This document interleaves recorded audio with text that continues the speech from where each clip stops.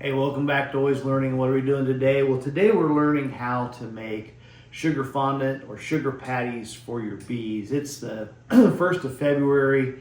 Temperature's starting to get a little warmer, and so it's in the 50s today, so I'm going to go check the bees. But before that, I'm going to make some sugar patties to help get them through in case they're low on their frames of honey. I know we've got 6 hives now. And I know one hive, we kind of went into winter with not that many stores. So I'm going to make some sugar patties to kind of supplement what they've got on the frames for winter storage to kind of help them get through, so I don't have to start sugar feeding. Because if you start sugar feeding with water, a lot of times it's going to freeze with the temperature still getting down into the 20s, high 20s at night. So I'm going to show you how to do this pretty easy. The recipe I use is 5 cups of sugar, and then you're going to use a half a cup of just cold water, and then a tablespoon and a half of apple cider vinegar, and you just kind of mix all that up.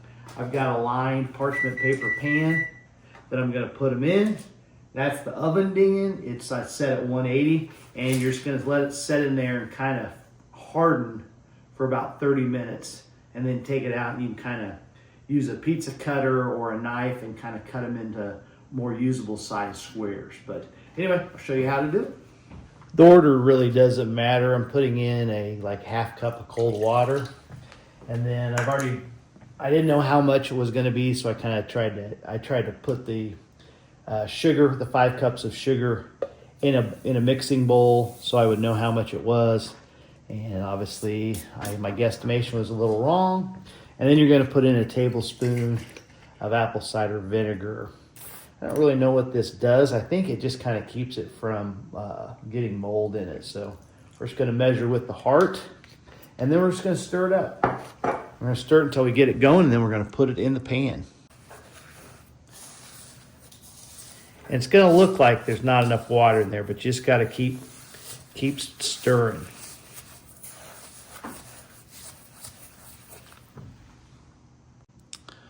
Okay, it doesn't take very long, just really 2 minutes to get it where it's in a palatable form to get in there into your pan. You can also use essential oil. It's lemongrass instead of apple cider vinegar, or you could use it as a supplement to it.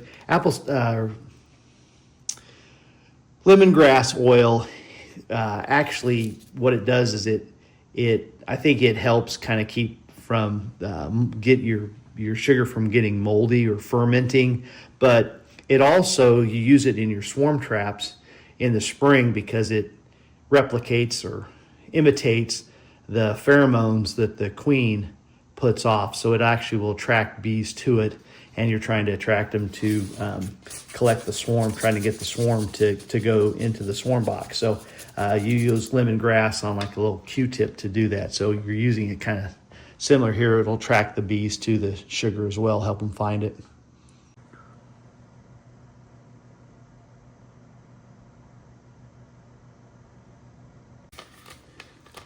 Then you're just gonna dump it out into the pan. We'll see, this pan might be too big, but I'd like to make them thin because there's not a whole lot of room between the top of the hive. I don't have a feeding board in there. Probably should create those, but we haven't fed them cakes in the winter. So, and you're just gonna mash it out, get it spread out, almost like you're making brownies. It's really kind of a lot like making brownies, except you're just using sugar water and either lemongrass essential oil or apple cider vinegar. I think probably the proper size is about a 1/2 inch. That's what I would think. So we'll see. I mean, as long as you can get it in the box, it doesn't really matter.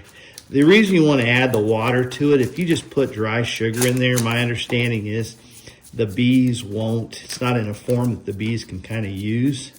So they'll just really throw it out of the hive. They'll see it as trash. That's why you kind of make these patties, a little bit of moisture and in there. And if you're having trouble, you can add like a little bit of water on top of it just to kind of help get it fairly smooth. It doesn't have to be perfect. You can see one side of mine is pretty thick and the other side is pretty thin. I'm going to kind of try to push it out and get them. Anyway, that's it. And then just pop this baby in the oven for 30 minutes and cut it up. And we'll be ready to roll. All right, then you just simply place it in the oven, put it in there, set your timer for 30 minutes, and off you go. And just wait, and then a couple slices, and you're ready to put it in the hives. All right, so when I took it out of the oven, it was kind of runny. Like when you pushed it down, it was still moving, so I was a little worried, but I just let it set for about 4 hours. And now I cut it while it was wet. And then when I take it out of the parchment, it'll break. And it doesn't really matter because you're gonna break it in pieces when you put it into the hive. But there you go. That's what it'll look like, and I'll show you as I put it in the hive tomorrow. Here's our hives. As you can see, I've got another video out there, but I've wrapped them in 2-inch pink insulation foam, and then I wrapped it with roofing tar paper and stapled it to it. And I've got motorcycle straps over the top just to hold them because it's kind of on a lake where it's pretty windy. And then you're simply just going to open up the hive. I've also got a little bit of stripped insulation in there to help hold the heat in the top. This one doesn't actually have I guess it does have a board on top. And so I'm just going to lay these sugar patties, sugar fondants. I'm just going to lay them on the top here. I'll probably do another video. I'm going to build some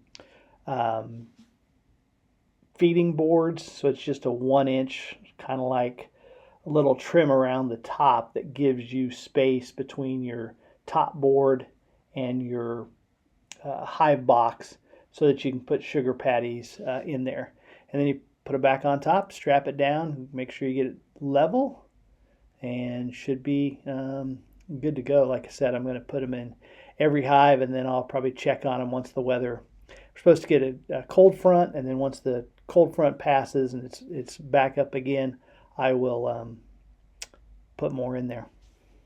Thanks for watching.